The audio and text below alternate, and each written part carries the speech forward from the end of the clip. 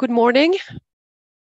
I would like to welcome you all to the online conference dedicated to competition on cloud computing and other disruptive technologies, What's on the Horizon, organized by the Autorité de la Concurrence. We have the immense honor to welcome Commissioner Reiko Aoki from the Japan Fair Trade Commission, which published its report on trade practices in cloud services sector on the 28th of June, 2022. We also welcome Chair Martin Snoep from the Netherlands Authority for Consumers and Markets, which published a market study into cloud services on the 5th of September 2022. Finally, President Benoît Cœuré will represent the Autorité de la Concurrence, whose market study on the competition in the cloud sector was published on the 29th of June 2023. Today's event will be divided in two sessions.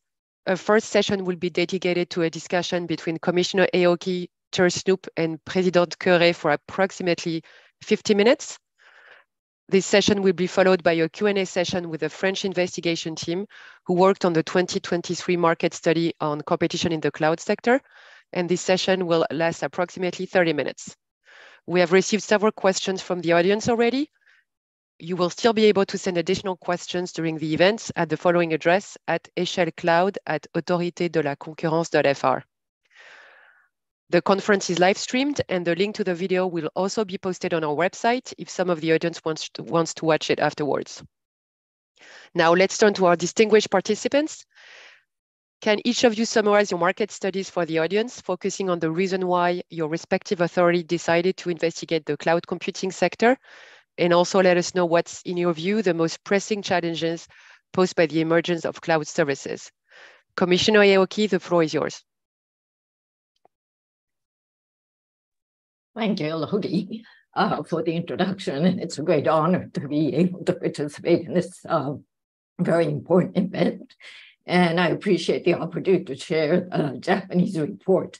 And I would like to share the slides with you.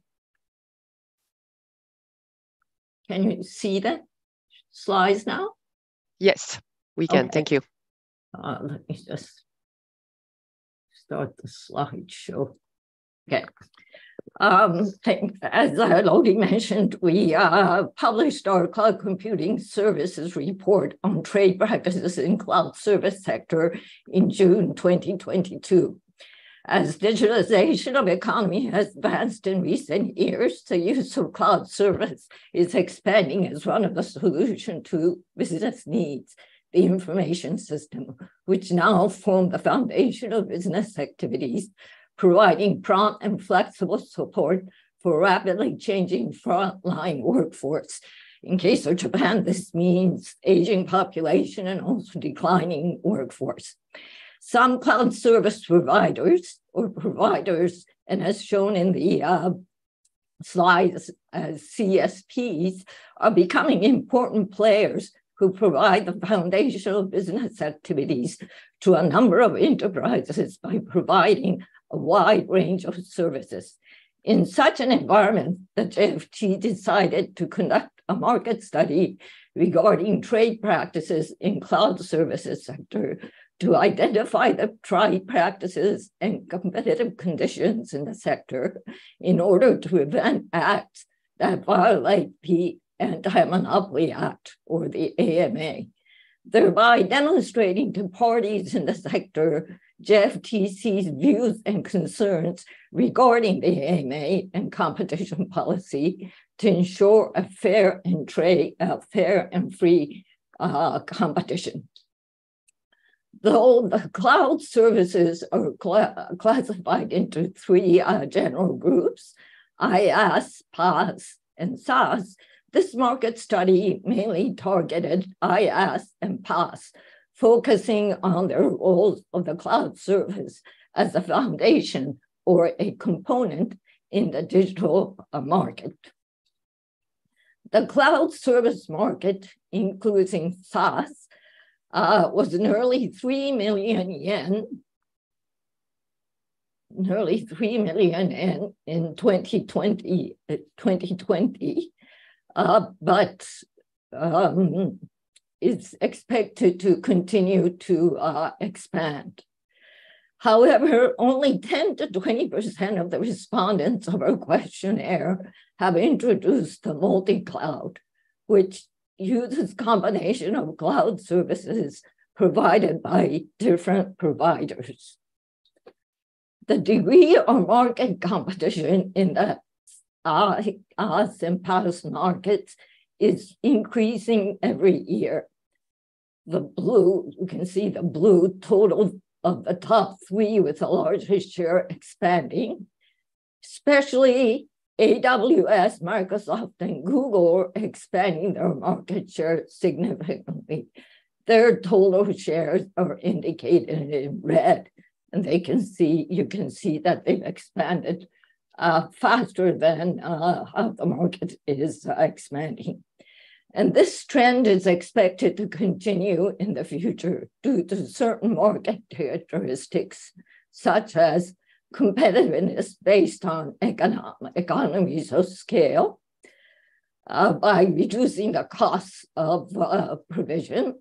Number two, competitiveness based on economies of scope, with advantages of generating synergy among businesses. And three, competitiveness based on a wide range of provided services. And four, indirect network effects due to an increase in related business operators, such as support and provision of engineers experienced in technologies related to a particular cloud service. And five, tendency of customers to give priority to services of providers they already use when they expand their use of cloud services. And based on these market characteristics, the degree of market concentration is likely to continue to increase among the three largest providers. For service switching issue, based on our customers' questionnaire, we found that the little switching from cloud services to on-premises would occur under a hypothetical price increase of 5 to 10%, while a majority of the respondents have experienced switching from an on-premises service to a cloud service. Plus, under a hypothetical price increase of 5 to 10%, there would also be little switching to other providers of services. Based on these findings, the market may change into a non-competitive structure in the near future. Then there will be concern about negative effects, such as increased costs, stagnation of quality improvement of cloud services, and so on. Plus, based on customers' questionnaire, we also found that there's asymmetry of information between providers and customers. It may become difficult for customers to select services properly in the near future. To prevent negative effects of concentration of market shares, our basic views are that, one, the contractual, technical, and economic constraints that customers face when switching should be reduced as much as possible in ways such that customers could be able to switch to other cloud services or port their own premises option if they wish.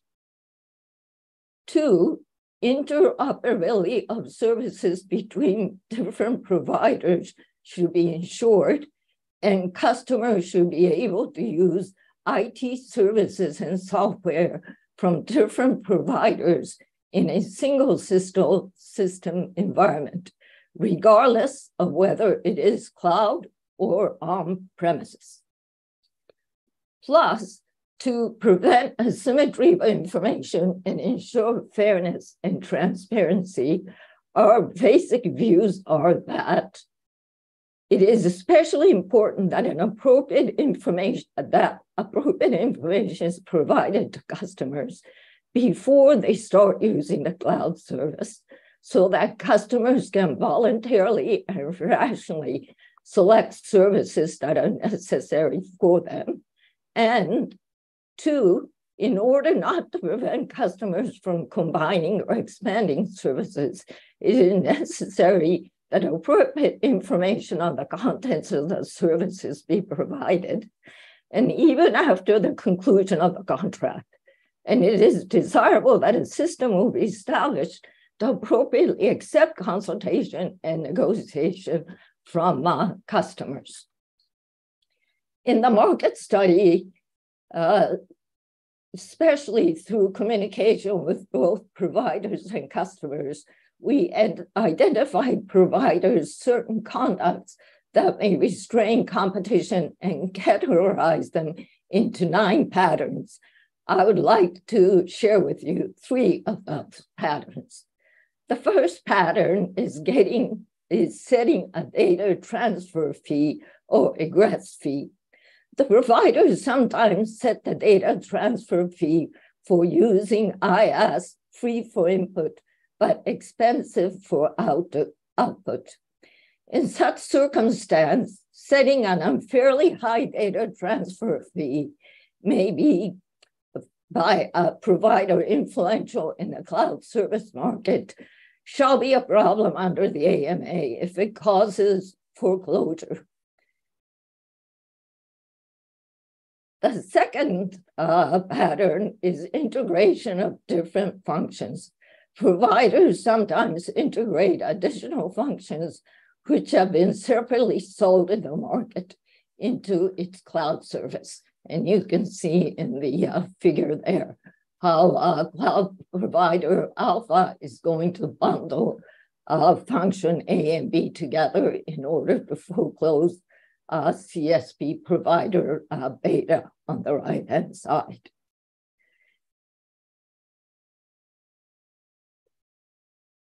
The third pattern is self-preferential treatment in the licensing of software used in cloud services.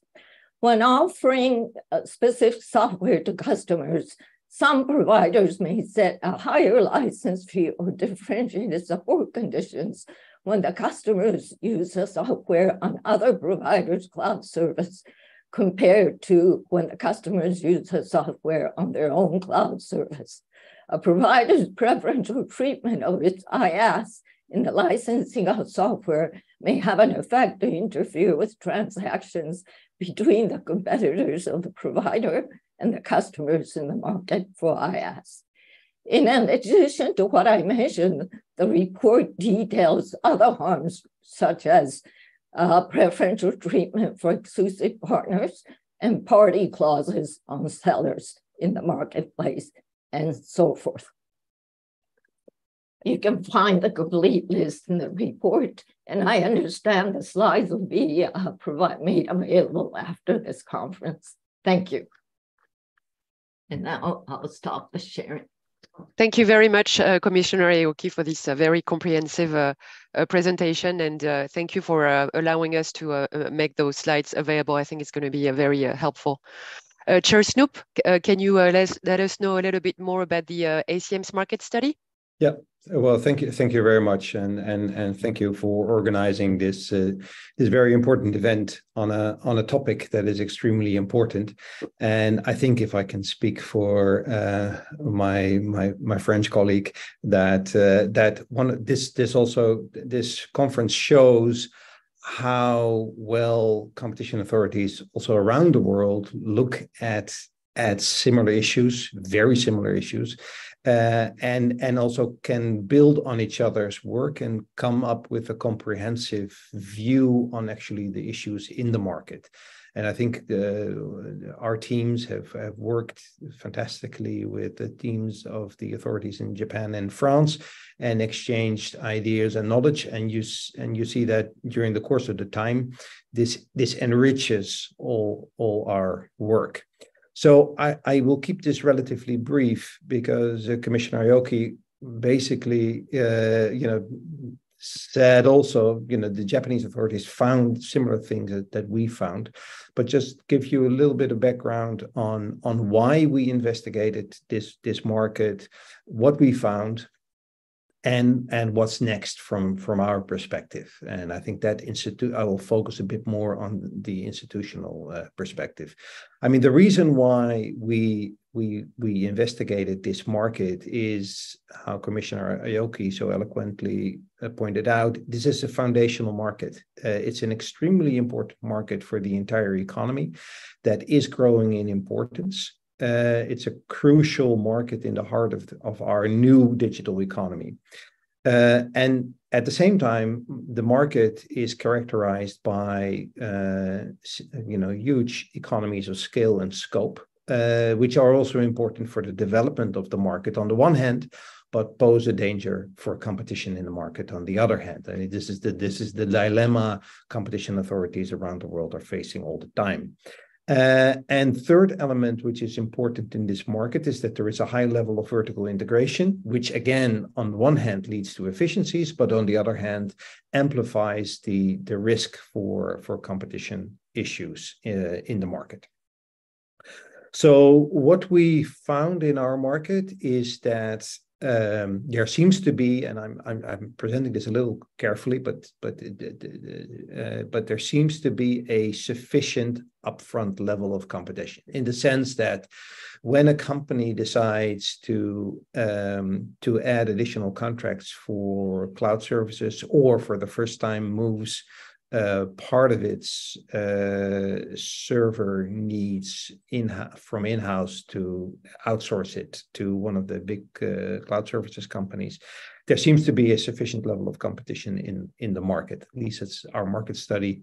What we got back was that also companies feel that they face a sufficient level of competition. The problem is in the next steps, because what we also heard in our market study and also found in real life is that there are significant barriers to switch. Those are technical barriers, organizational barriers, financial barriers, and that makes creates the risk of a significant vendor lock-in. There are two sides of it. It's on the one hand very practical, technical, organizational, or financial issues, but at the same time there's also more, I would say, an information asymmetry, in the sense that companies, before they decide to switch part of their or their entire capacity to a different cloud service provider, it's a very unpredictable situation, and there is little upfront certainty on what is going to happen, what the eventual price is going to be, and the market, in a sense, is not very transparent, and that makes it very difficult for companies in such a crucial process within their companies to make a fully informed decision. And that lack of transparency, in our view, harms competition, because as also the Japanese authorities have shown, is that price incentives have only a limited effect on switching. And I can imagine, I just imagine myself as being the CIO or the CEO of a big company, and faced with do we need to go to a different cloud provider, not getting a definitive answer that it will be absolutely no harm to the production processes, not entirely sure what the costs are going to be short run and long run, that the incentive it would be, let's not take a risk and stay with the same company. And that is the vendor lock-in. So the vendor lock-in is not only purely technical, organizational, financial reasons, but I think the more, I would say, irrational or information asymmetry or other softer elements play an important role in the barriers to switch. We do see in the market and multi-cloud solutions, but so companies contracting various cloud providers, but the majority of those cloud solutions are really separate services from the company's perspective. So that means that for one type of service or for one type of application, they go to one cloud provider, and for a completely different other, they go to another. There is not necessarily a need for those two services to interconnect. And that's also the reason, and then I come to my third point, what's next? And just one step before, what did we found? Problems, potential vendor lock-in, high barriers to switch, and with serious competition risks for price, quality, and innovation, the normal parameters of competition.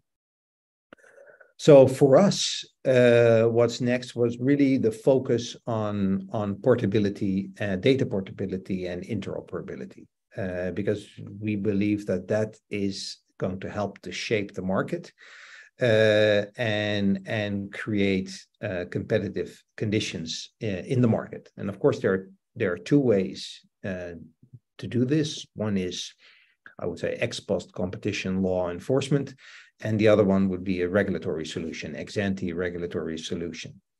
So that's one element how we looked at it, and then the second element how we looked at it is that whether it makes sense for a national authority from a small country like the Netherlands, whether it makes sense to try to solve this issue at the national level.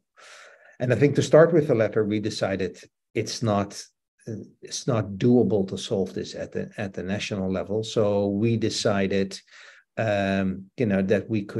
that our market study would add to an international debate, and that we would continue in supporting a solution at the European level, and that would be more efficient spending of resources, particularly because as a result of the Japanese and the French market studies as well, there seems to be consensus that there is something going on, and that something needs to be done to prevent worse things from happening. So we are very much in favor of a European approach, possibly even a global approach. And then the question is it ex post competition enforcement or ex ante regulatory enforcement? And there, I think we gave priority to an ex ante regulatory approach. And that's why we are very happy that the European Data Act now provides for a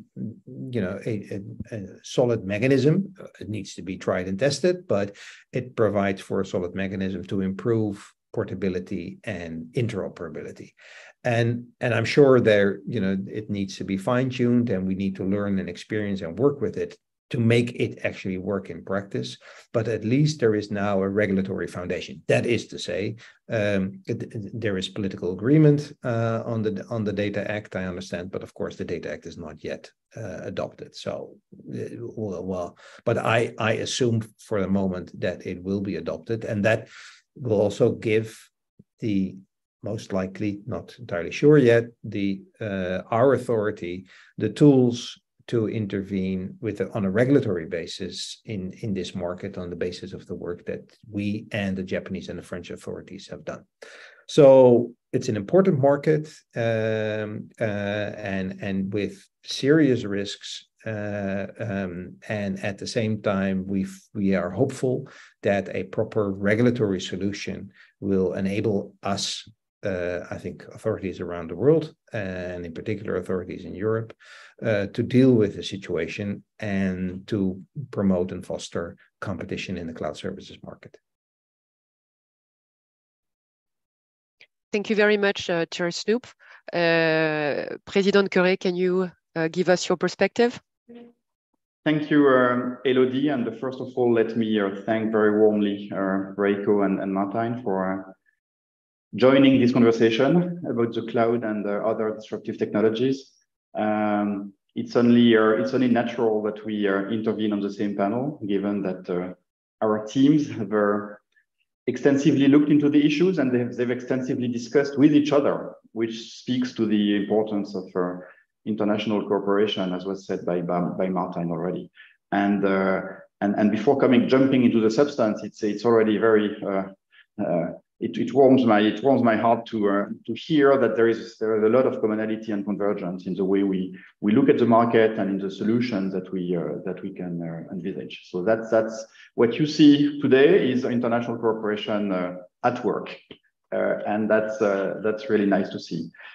So when it comes to the work undertaken at the Autorité de la Concurrence, it started 18 months ago when I joined the Autorité de la Concurrence.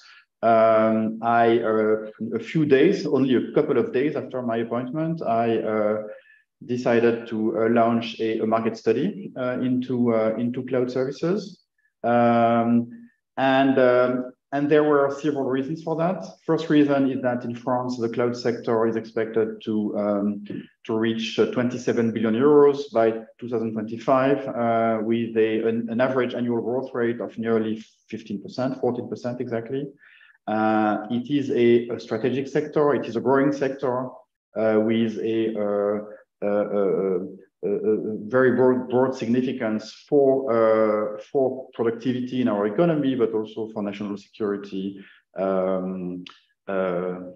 strategic autonomy. It is also it supports artificial intelligence, which is also a fastly developing market, which we can discuss later in the discussion. And in the case of France, we've seen the use of cloud services in France lagging behind as compared to the rest of Europe, with only 29% of companies of all sizes having adopted the cloud, as opposed to 41% on average in Europe. And when you look at the difference, it really comes from small and medium-sized companies and very small businesses migrating more slowly in France than elsewhere in Europe. So that is a concern for public policy, and it's also a significant fact in terms of competition, because it shows that first adoption of cloud services will be really important in the months and years to come, and we have to be particularly careful of possible lock-in, which is part of our discussion. To summarize really in a few words what we found in our market study, and as Elodie said earlier, the next session will be a technical one with the case handlers, and so there will be opportunity to answer all kind of technical questions. I'm not going into that, but just to share with you the main highlights. There are 3 takeaways. And everything I'm going to say from now echoes very much what has been said by both Raiko and Martijn. So there will be a lot of commonality here, even though the markets are different. So first takeaway, first keyword, concentration. The French market is very concentrated around the 3 major players, and it keeps concentrating. And so there is looking forward, there is a risk that it keeps that concentration keeps increasing. In 2021, AWS captured almost half of IaaS and PaaS revenues in France, with Azure amounting to around 17%. And the third player is Google, with a market share of about 8%. So you see how powerful these 3 players combined are on the French market. And the likelihood of a new player being able to step into the market and rapidly gain market shares appears to be limited. So there is concern. That's a market where there is potential concern about both competition on the market and competition for the market. And indeed, the hyperscalers benefit from a number of competitive advantages. They have deep pockets, considerable financial resources that enable them to make substantial investments in data centers, in IT infrastructures, etc. They can benefit from economies of scale, or also from economies of scope in terms of products and services offered in their ecosystems. And they have access to a pre-existing customer base that enable them to take advantage of significant network effects. So there is a potential concern related to the continuing and even increasing market power of these players. All the more so in the French case, as I said, we are at a critical juncture where lots of companies still haven't yet migrated to the cloud. And so the initial choice of a cloud provider is a critical moment for customers. And that's why this report is, in our view, was particularly timely when it comes to the French market. That's the first takeaway. Second takeaway is about the methodological framework that we provide in the report. And again, the next session will be an opportunity to delve more into that. We provide a methodological framework to approach possible relevant markets in the cloud sector. We look into possible relevant markets based on cloud services. We find that the best way to formulate customer requirements for cloud services is in terms of workloads, which corresponds to all IT resources or business processes meeting a specific customer need. And so we see the discussion on relevant markets shaping up around workloads rather than industries or sectors. We don't see industry-specific requirements as the basis for market definitions, with one possible exception in the French case, which is what we call sovereign cloud, that is specific requirements set up by the government to protect against non-EU regulation. And that possible segmentation could, based on the sovereign cloud or trusted cloud certification, could be the basis for a specific market definition. And finally, we see software markets as potentially being considered as related markets that could be taken into account for competitive analysis in the cloud sector. Different technology layers are characterized by strong interoperability links, making all these markets related to each other. And so a company in a dominant position in one of these markets could use its market power to exclude competitors from other markets, in particular from cloud markets. So it seems that these markets, software markets, must be subject to particular vigilance on the part of competition authorities. And as you know, there are several complaints with the European Commission related to the link between software markets and cloud markets. And finally, and that's my last point, we identify a number of competitive risks. So we outline risk scenarios, where there could be risks to competition. Some of them are cross-cutting or transversal.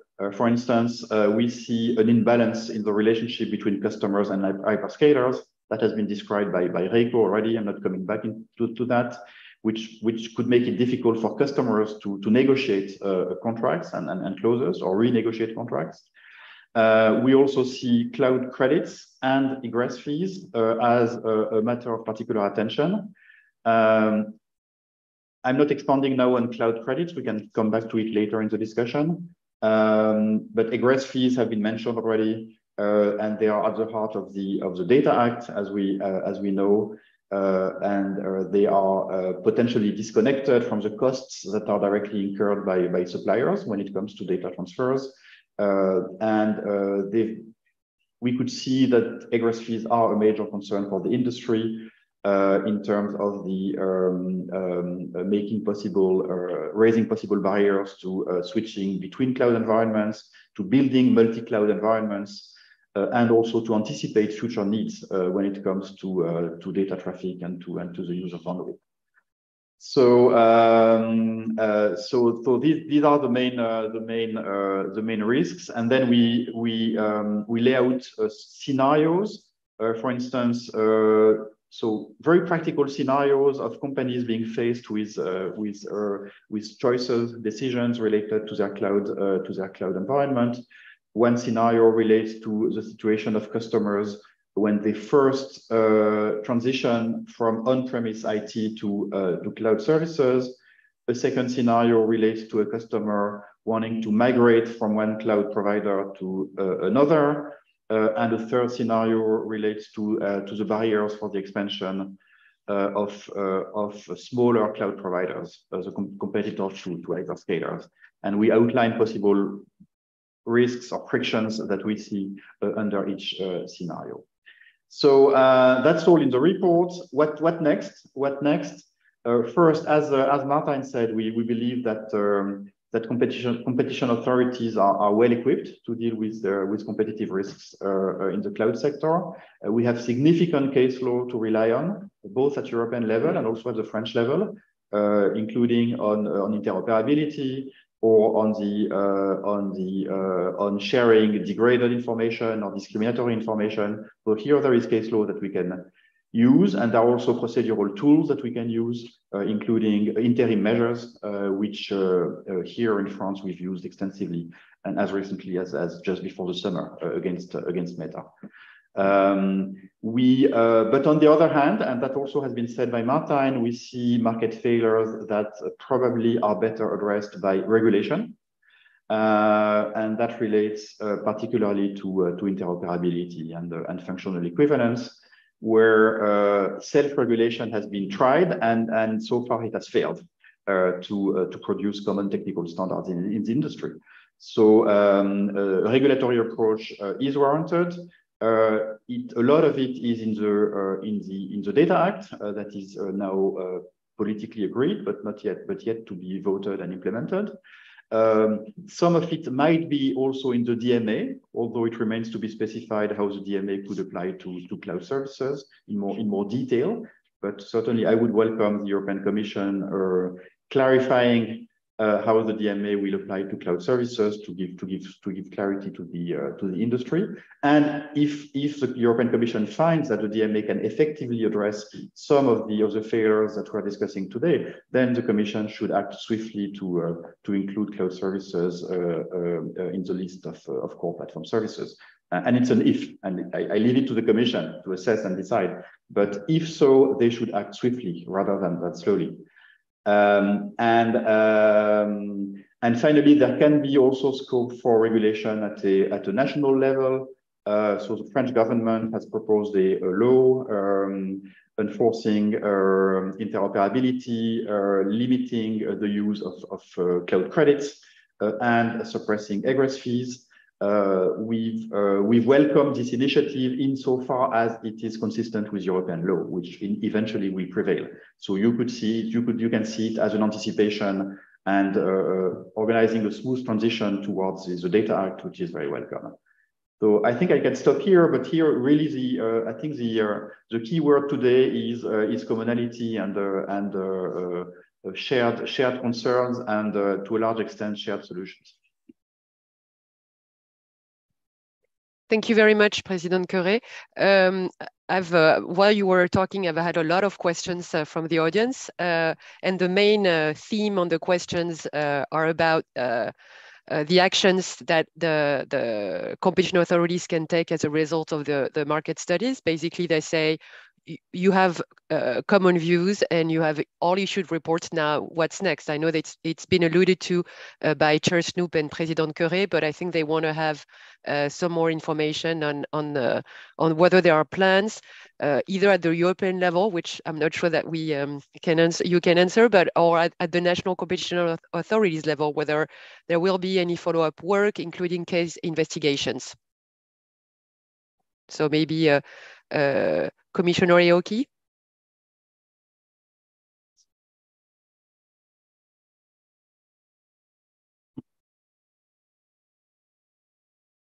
Thank you. Sorry, I misplaced my mouse. Thank you again to Autorité and President Curé for assembling this, initiating this conversation. As you said, it's great to share the commonality and also different things that different authorities are trying, particularly for Japan, because JFTC at this moment, we don't have any plans to take any specific action, but we have publicized a study widely, and it has called attention to both customers and providers what issues that they should be careful about. It's actually very important for startups as well. So we want to promote their growth, and we certainly don't want them to be tripped up by making mistakes in terms of AMA, Anti-Monopoly Act. And they are, in fact, making small changes, voluntary efforts, after reading the report and realizing what can be problematic. Customers are a lot more careful about understanding what their contracts are telling them they're obliged to do and what they cannot do, and making taking action to make sure that they won't be locked in or locked in as little as possible. Thank you very much. Chair Snoop, do you want to add something from your previous statement? Yes, maybe quickly to reiterate that our authority will first await the implementation of the Data Act and see to it that compliance with the Data Act is sufficiently ensured. So that I think this is our first priority. But with our competition law tools, we will stay. We will continue to guard the market. So it's kind of a two-pronged approach. On the one hand, a preference for a regulatory tool, but at the same time, if it will take a while before full compliance with the Data Act is ensured, we will not hesitate to use our competition law tool. So it's really a twofold approach with a preference over a regulatory tool rather than an ex post competition law tool. Thank you very much, President Queret.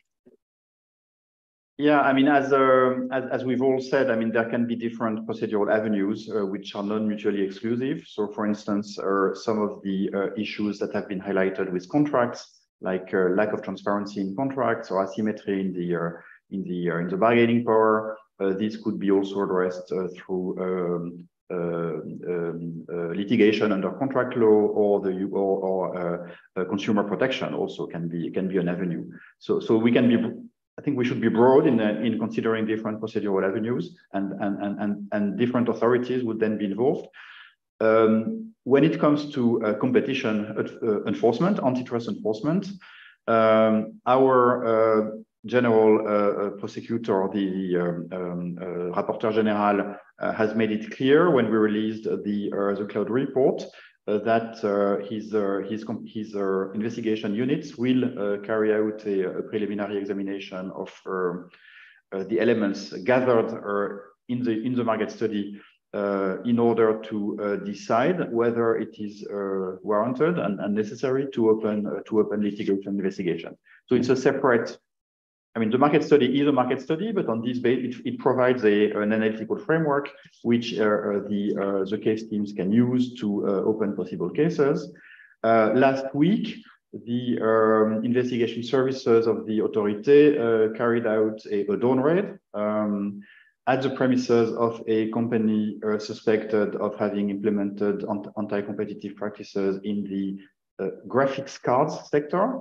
I'm not giving names here, so it's a company in the graphics card sector, and we know that graphic cards are particularly relevant to process large amounts of information at the same time, and very relevant in the cloud sector. So that's one first consequence, let's say, and so the investigation teams have acted very quickly, and they are now considering other possible actions. And of course, I can't say more about that.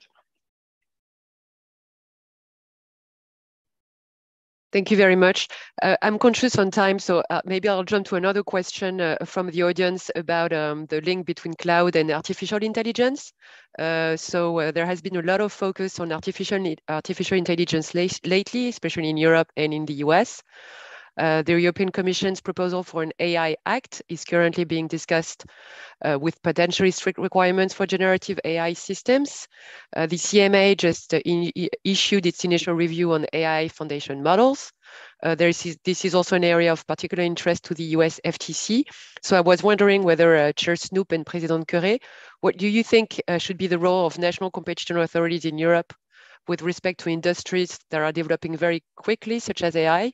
And what is your view on how the use of AI will affect competition among cloud providers and beyond today and into the future? Perhaps Chair Snoop? Yes, thank you very much. I think we are in an infancy stage, in the sense that I think now where the market is, there can be a tendency to overregulate the market, and I think here, at least it's how we see it. Also, the role of the competition authority is also to kind of to look at the bright side of artificial intelligence, and also to see that it also provides opportunities for companies, opportunities to improve market dynamics, opportunities for new entrants and new business models. So that I think we see our role as in this emerging market, with, there is no doubt, and I do not want to dilute that there are risks, sufficiently risks, but I think how we see it is that there is a lot of emphasis on the risks at the moment, and not so much on the opportunities. So how we see our role is also to look at the opportunities and make sure that businesses can grasp those opportunities. So that's why we do think it is important that there is some sort of oversight over these markets, but because no one can predict exactly how this is going to develop, it's a far less. I mean, we discuss it. The cloud services markets are not mature markets yet, but this is even less mature. And I think we have to be careful not to overly and regulate the market at this stage. And there is reason for that fear, because I think in some instances, probably rightly so, there is a feeling among legislators that we were too late in regulating big tech, if I can use this kind of as a shorthand for the platform economy, and that now we should be earlier in the game. But that's also a threat. And it's also a threat that we kill the market and kill the opportunities in that market before they come to fruition. And also a threat and a risk for Europe, that it will be put at a disadvantage as compared to the rest of the world. So a careful, balanced approach is something that we advocate at this stage. Thank you very much, President Curé. Yeah, I mean, it's certainly very early days and too early to pass a judgment on whether AI is good or bad for competition and that kind of things. It's just too early. But I think we have to send clear signals to the market that some practices will be watched very will be under scrutiny. And also there has to be a clear message to policymakers generally that competition is a dimension that has to be taken on board when building the future regulatory framework around AI. There are many dimensions to it. AI raises ethical issues, it raises privacy issues, it raises security issues, and so on. And we want to be sure that competition is not lost when the regulatory framework is being built, because we do see issues, and we do see potential risks related to the footprint of hyperscalers or big tech companies more generally in the AI universe. AI is about building models and then training models and then retraining or upgrading models and then about customizing models when they are being distributed to customers. And through all these stages, economies of scales and scope will be at play.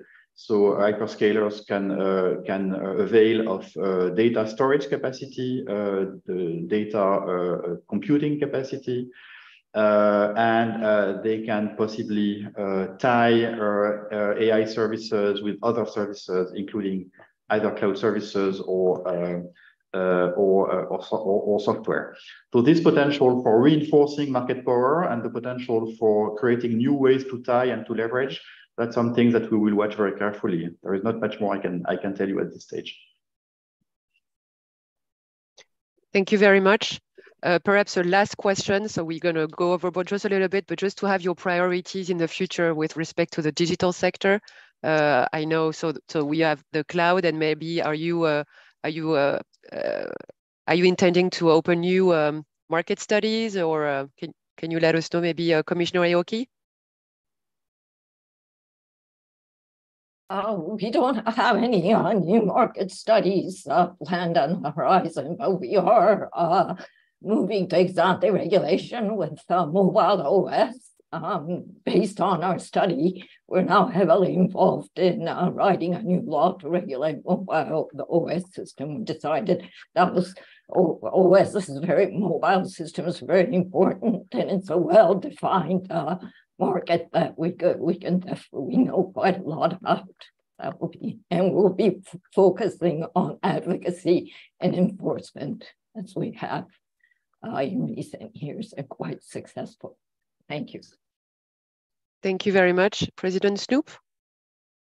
Yes, this year we focused primarily on preparing for our new tasks under the Digital Services Act, under the Data Governance Act, and are already in preparation for the Data Act. So that has a lot of organizational issues, and we got extra budget. We set up new teams, set up procedures to deal with these three different important acts. We are also actively helping the Commission with the DMA enforcement.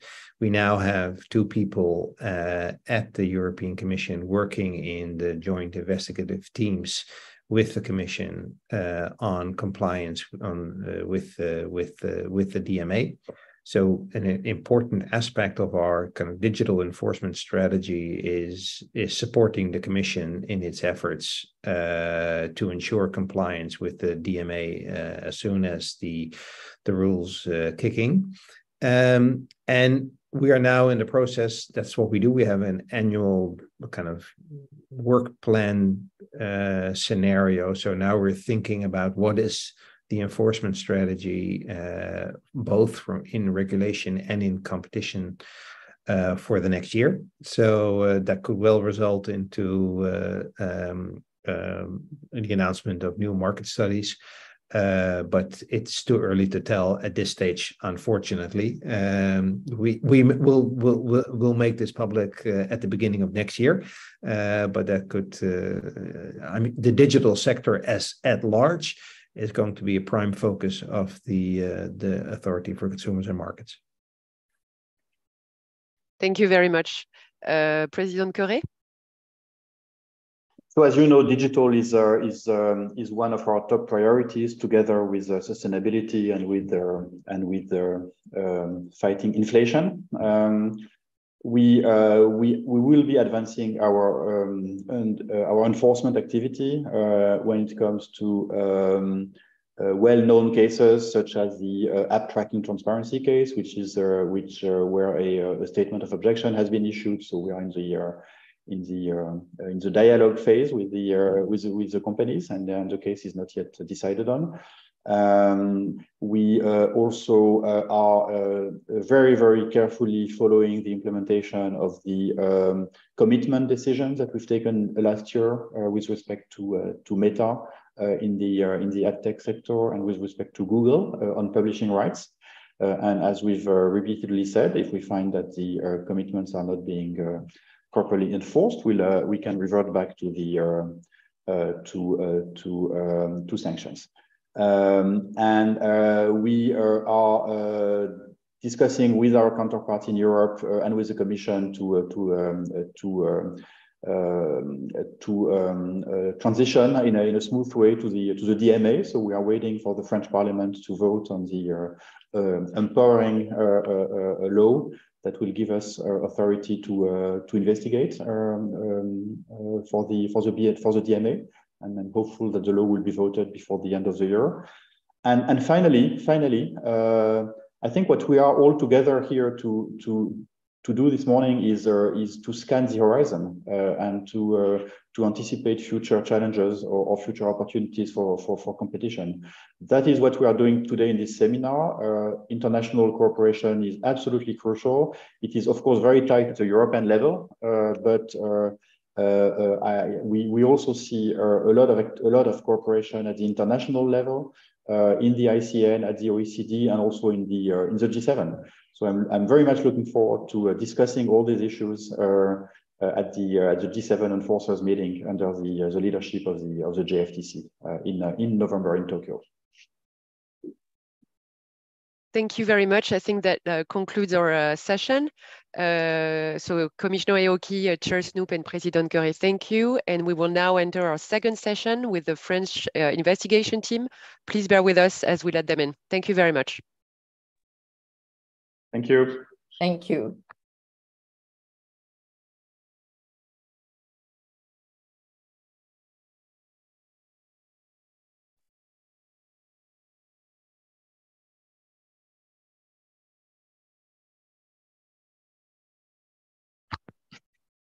Should be better now.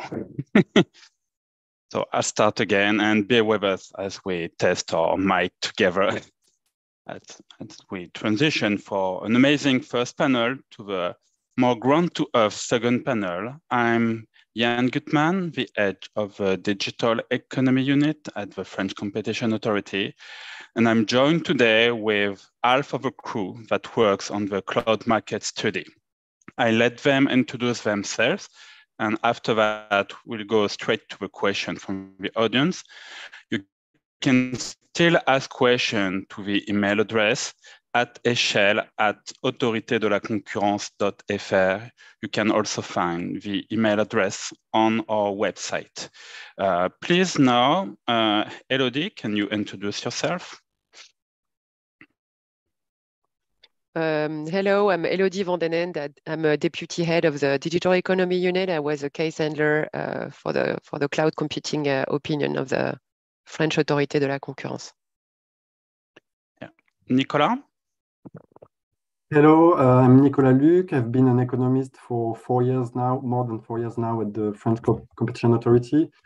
And I worked with the case, with the team on this case, on this market study since the beginning, in particular on the subject of egress fees.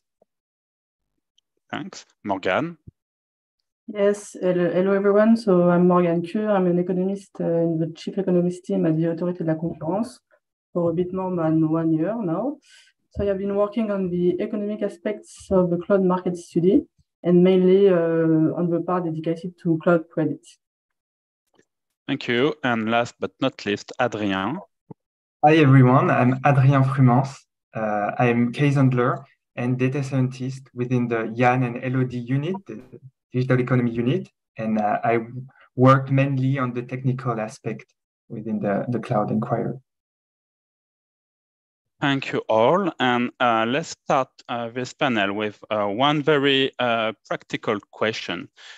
Can you let us know how you handle the investigation of the cloud sector with respect to human resources and technical means, and what each one of you bring to the team, because it was the first time that the authority set up a team that consists of lawyers, economists, and data scientists. Maybe to start with Elodie.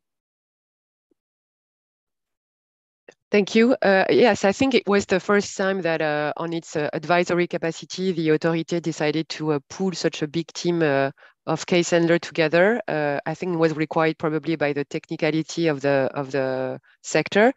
So we were a team of 8 people were involved in the drafting of the opinion. So as Jan said, you had lawyers, economists, and data scientists who participated in various levels. I think it was very helpful for as a case handler having a legal background to have the view of economists, especially when it came to cloud credits and egress fees.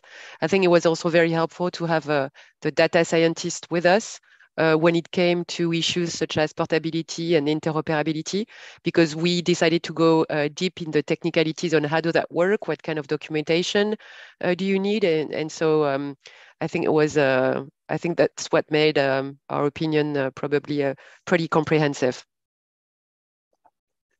Nicolas, of the economist team. Yes, so from the economist point of view, we identified some economical issues. So you mentioned already the credit cloud and the egress fees.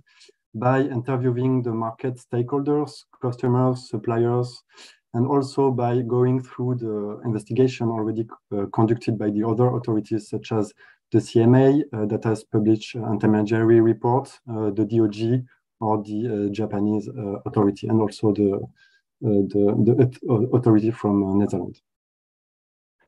And Adrian, for the data scientist part. Thank you for that question, Jan. So from a technical point of view, we handled the investigation by understanding the cloud computing models, the different layers, IaaS, PaaS, SaaS, the type of services offered by the industry, and also the technical barriers and challenges that can occur in the cloud sector. So another interesting point is that we all shared our knowledge with the rest of the team by organizing transversal presentation on specific aspects, so legal, economic, and data aspect. And finally, we also helped to design the questionnaires and to analyze the answers. Thank you, Adrian. To rebound on some of what was said during the first panel, our president, but also Chair Snoop and Commissario Aki talked a lot about cooperation between authorities. But in practice, how did you cooperate with other national competition authority or with the Commission during your investigation? How did you make sure that you didn't step on one to each other? Maybe Elodie to begin an answer? Yes, so when we started our investigation, we knew that some other national competition authorities were actually already investigating the sector. So I think it was very helpful to us to be able to share their initial thoughts, what they were focusing on, and trying to have a continuous dialogue about how our findings and what we wanted to do at the end. So we had. So it was the case with national competition authorities, but also the European Commission, because that's the role of the ECN as well, to share perspectives and see. And we were also conscious of the fact that there were already complaints before the European Commission. But so we had a dialogue with the European Commission and Japan, of course, and the Dutch Competition Authority, but we also exchanged views with the US FTC and the UK's Office of Communication, who, as you know, published an interim report in April. And we also talked to the Bundeskartellamt and the CMA. So basically, we had a pretty comprehensive view of who was doing what, and so exchange of views, phone calls about where we were standing, and I think that's what make our reports comprehensive and also complementary.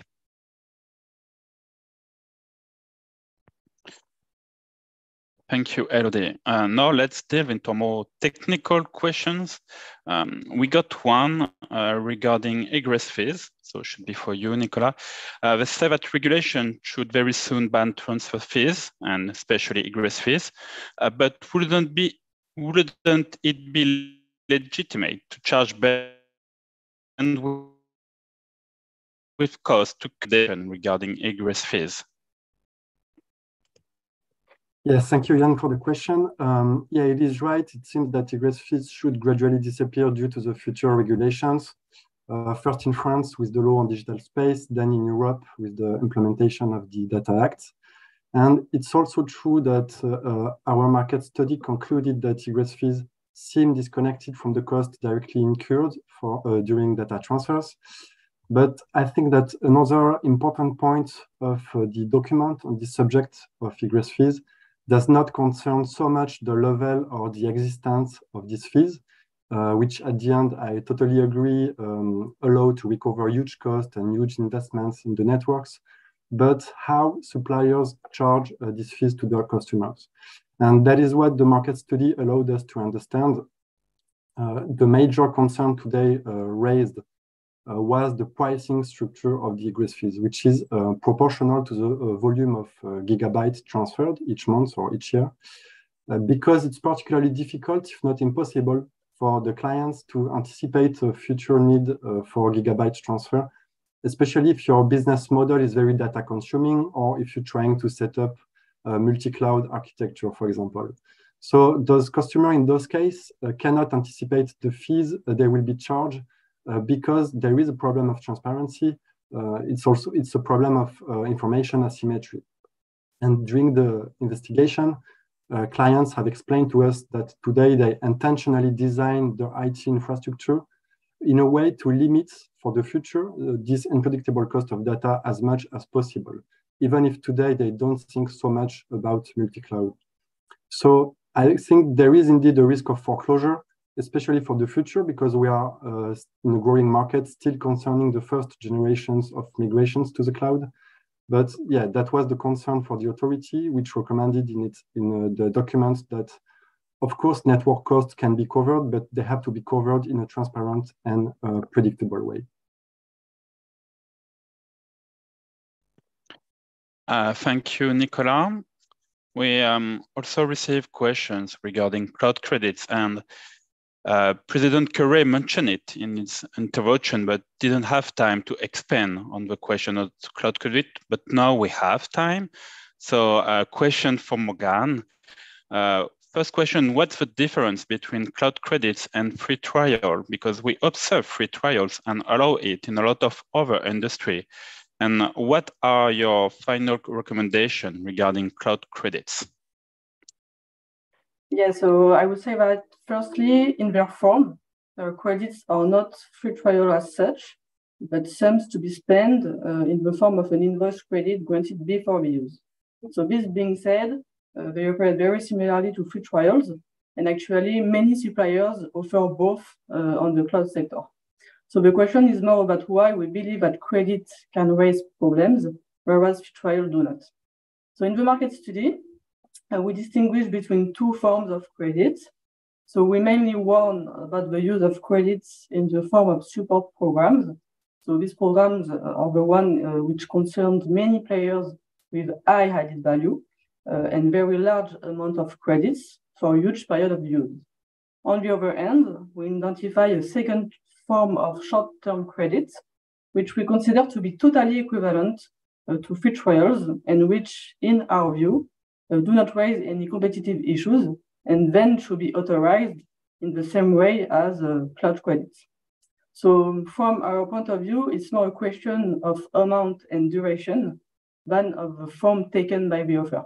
So if free trials had same characteristics with durations of several years in industry with high switching costs, the conclusion would be the same and we would warn it. So in terms of perspectives for the credits, unlike data transfer fees, there are no plans to regulate cloud credits specifically at the European level. But in a particular article of a draft law in France to secure and regulate the digital space, the government proposed a framework for their duration and their renewal conditions. So in so doing, the government wants to ensure the proposed programs do not preempt and lock in the market and then can be replicated by small providers. So in the end, the Autorité recommends that as part of the assessment of a future regulation, an impact study be carried out on cloud credits, in particular, of course, on those falling into the category of support programs. So in order to assess their impact and to compare their possible effect on competition with the advantages derived by the companies by benefiting from the credits, especially the startups.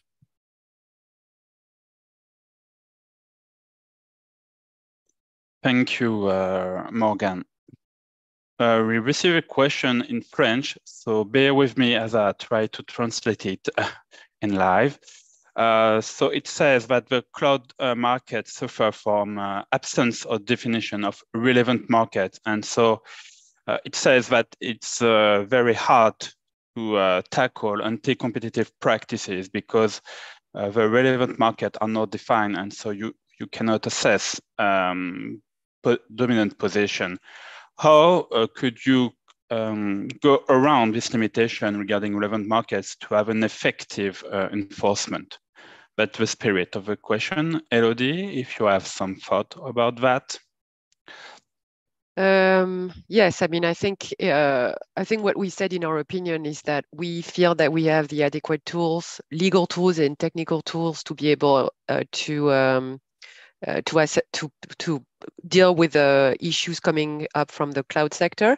So as President Curry said, we think we have a sufficient case law and we have all those tools that we have with respect to commitments and interim measures that allow us to act quickly. So, and I don't think, I mean, market definition is an issue, but it's true that it has been said that competition law may, take more time than ex-ante regulation. Obviously, I think that was the goal of regulators when they decided to initiate ex-ante regulation, because they thought that it would be helpful to increase contestability and fairness in the sector. So that was the goal for the DMA.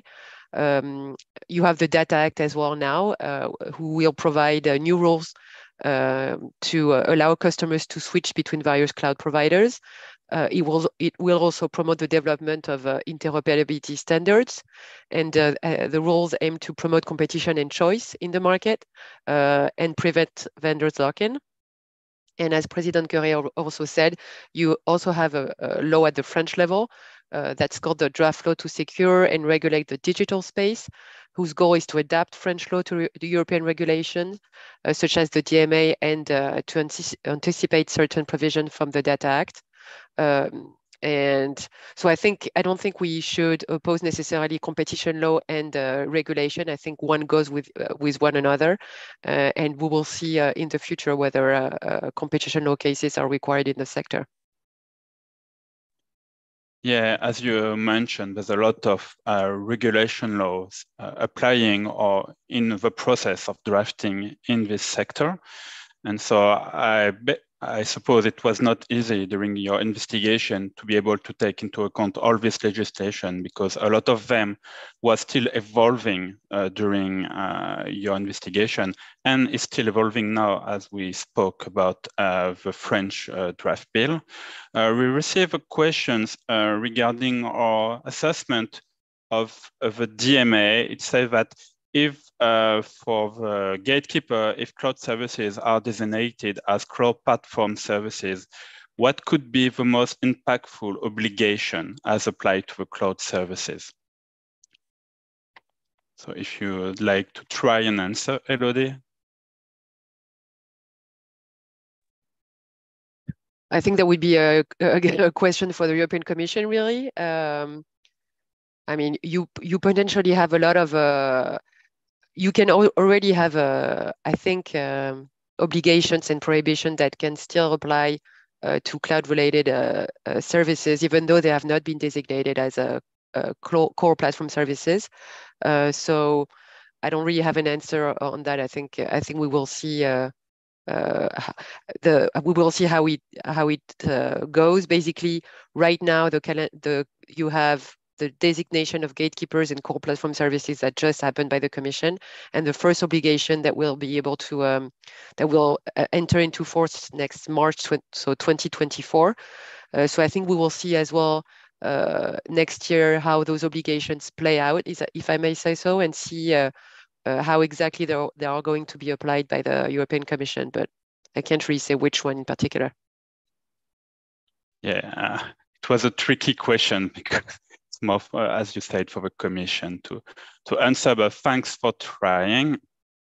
Let me try. Oh, we don't have any more questions, so maybe we will finish in advance the schedule. Let's see if I can think about one. Yeah, we had some regarding future technology. How would you approach investigating future technology as AI or 5G or other metaverse as a framework? What you've done regarding the cloud sector, how could you apply for future technology? Maybe Adrian, for example, since you're the data scientist, how a competition authority can approach new technology to better understand it? Yes, sure. I think that learning from the cloud inquiry, we've been able to identify the standard, the market standard, how it works, the open source technologies, the proprietary technologies, and what is working in the industry. And so I think we would do the same for new technologies. So try to learn from it, try to see what is working, what is not working, identifying the challenges that we are able to do, but the potential barrier, and working with the scenarios like we did in the cloud computing inquiry. So identifying the different scenarios that can occur for a new entrant or for different companies. So I think we have a framework with this cloud inquiry that we can reuse in the future. Thank you, Adrian. Does anyone want to add on what Adrian did say? So if not, I'm just checking our mailbox, but there's not any more questions. So we can thank all of you for this amazing second panel. I hope the audience did learn a lot of things. I found it very interesting. And we thank you, all of you who attended the World Conference. And maybe we can say see you soon. And goodbye all.